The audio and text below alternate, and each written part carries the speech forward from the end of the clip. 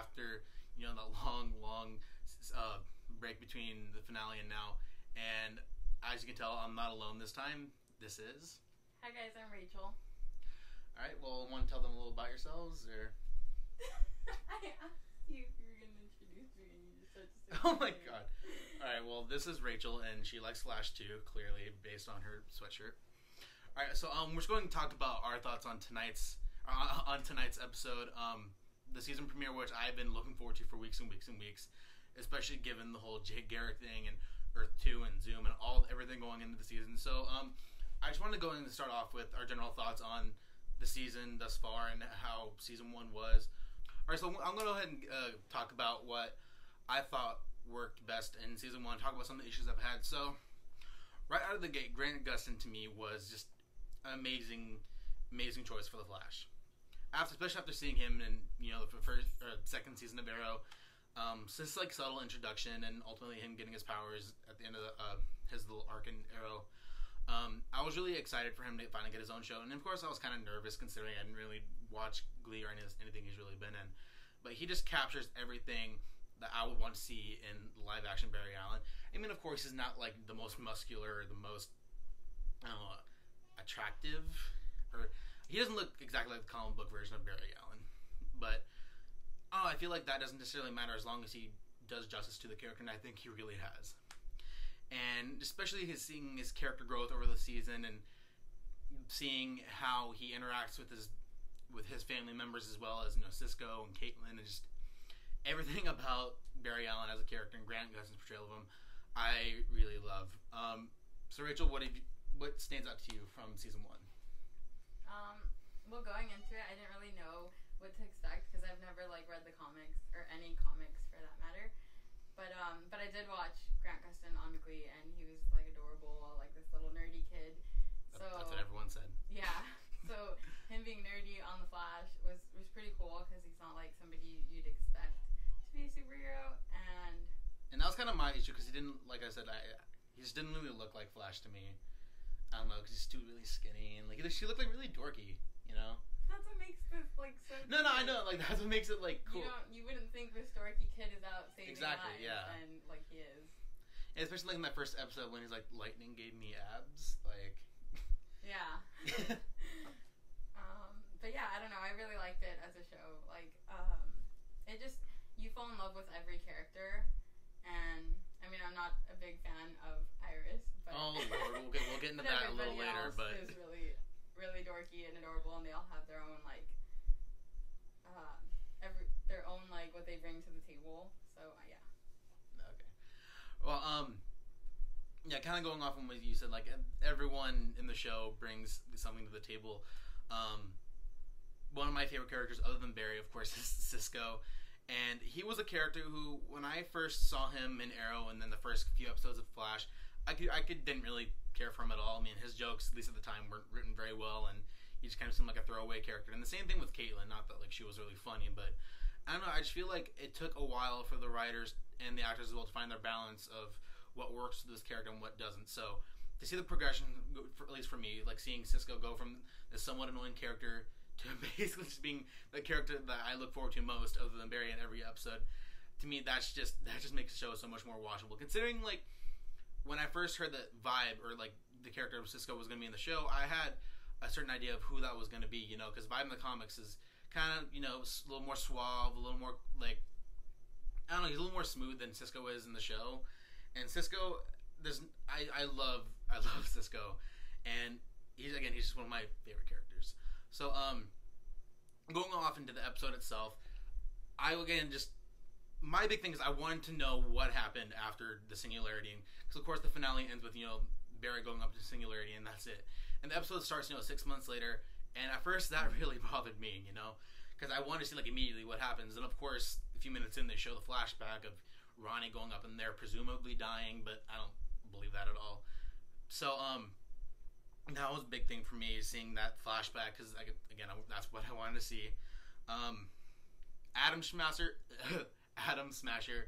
I don't know. I really hope he isn't dead, because I feel like if that's just it with the character, then I feel like that's a waste. Because of course, for those of us who actually read the comics, all 12 of us, I I don't know. I feel like the show does its best to, pay tribute to the fans, and considering a lot of us have read so many of the comics, have been comic book fans for so long. Like me, like seeing Atom Smasher, like it made me excited. But see how they used him in the episode. I mean, it was good. I mean, the actor was cool, and the visual effects were pretty cool. But if that's the end of the character, then I'll be a little disappointed. But seeing him there was cool. I don't know, just so much to talk about this episode, but I don't want to go ramble on my lonesome. So I'll bring it over to Rachel. So what stands out to you in the episode? Like, what did you enjoy most, at least in the first half of the episode? Well, unlike you, I really liked that they did the whole flashback and 6 months after, because I feel like that was the only good way of transitioning into a new season. I don't know. It just made it more emotional, and then Barry's like at a really rough spot because he thinks that Ronnie's death was like on him. No, and it's funny because like for me, like reading the interviews and stuff, they made it seem like Eddie's death is what really like held Barry back from really wanting to work with the team, And seeing in the show, it's more about Ronnie's death and the fact that Ronnie sacrificed himself, and that he saw Ronnie more as a hero. That was kind of confusing to me because like the marketing, all that stuff, made it seem like Barry felt guilty for not being able to save Eddie, as well as Eddie being the hero. So it was interesting to see how that played out. But so what else stand out to you? Or stood out? Just Team Flash. Like I don't know. I guess I really like Iris being a part of it and not being against him. So I'll give her props for that. You'll understand how long it's taken to get her to that point. But go ahead. But yeah, and I don't know. It's really nice to see them all working together, even though like Barry was pushing them away for the most part. But yeah. Okay, yeah, and so then to go on like what else I really enjoyed about it. Of course, every scene that Barry has with Joe, I feel like has a real emotional weight to it. Because Barry didn't have his father there growing up and have his relationship with Joe. That's kind of been all over the place for the last year or so, and just seeing it develop and grow, just you really feel the chemistry there between the actors, and just you feel the love there in the room, especially when Joe's trying to like knock some sense into Barry. When Barry's trying to go all lone wolf and stuff, and seeing that just it's really like I connect with it pretty well. And so then there's that, as well as I really like Professor Stein being in this episode.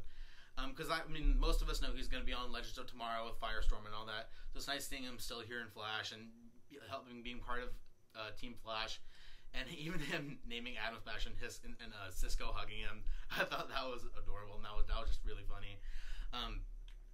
So him being there, and probably one of my favorite parts of the episode was when Barry was watching the video of Wells basically confessing so he can let his dad out. At first, like I was like, okay, like what's Wells gonna say? Like I don't know, but I didn't think anything of the video. Then of course he drops the bomb of like him confessing. I'm just like, my jaw literally dropped. I just could not believe that he did that, and to me that was I teared up a little bit. I'm not gonna lie. Like as my witness, I teared up. But that. And then, of course, at the very last scene, Jay Garrick, a character that I've been looking forward to for the last several months. Jay Garrick is probably one of my favorite DC characters. And the fact that they're bringing him onto the show, and they're bringing an actor who, I've only ever seen him on American Horror Story, but Teddy Sears is Jay Garrick. I'm really looking forward to him.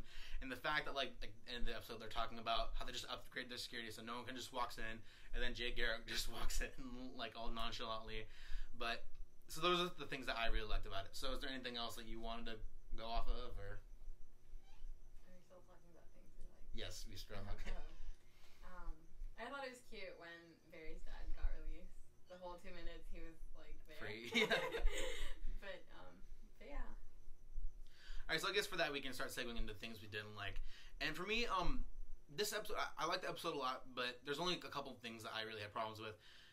For me, one of the problems that I have on Arrow is like whenever there's like a season break or fall break or winter break, whatever, or I hate when Oliver just goes off and quits being Arrow. Is like, oh, like, I don't need this, I don't need anyone, and then he goes away and comes back. And I feel like there's a bit of that with Flash in this episode when Flash comes back and he's just by himself and he thinks he needs to be by himself. Like I didn't buy into that at all because like at the end of the day like everyone's gonna come together and it's gonna be just like how it was last season, So I don't like that because it's predictable storytelling, and I think it's kind of lazy writing, to be honest. And then there's that, and then I don't like how they handled Henry's dad being released. So with that, I'll take it over to her because she has a lot more to say about it than I do. So, I guess I was really disappointed when Henry was like, "I gotta go because you can't be the Flash without me." Especially since all of season 1, like everybody is just hoping that he gets released or that Barry frees him somehow, and then it's like, bam, he's out. Bye, he's leaving.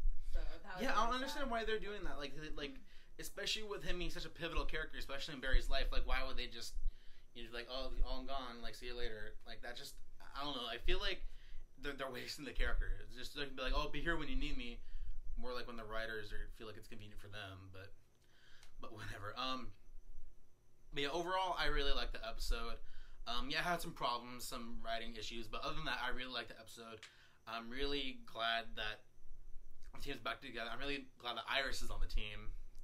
Considering, Iris is one of those characters for me, like, this time last season, I could really care less about her. I mean, to me, there wasn't anything special about her, but it wasn't until, like, towards the end of the season that they wrote Iris as a character who actually dealt with a lot of these issues. And because she was the last person to find out who Barry was, and how the fact that everyone was lying to her and all this stuff, like, to me, like, that made her a little more interesting because she wasn't this, like, just damsel in distress, and, like, she didn't like the fact that everyone was lying to her, and to me, like, that made her more interesting, and I feel like I'm one of the few people who actually likes Iris. You have a lot of problems with Iris.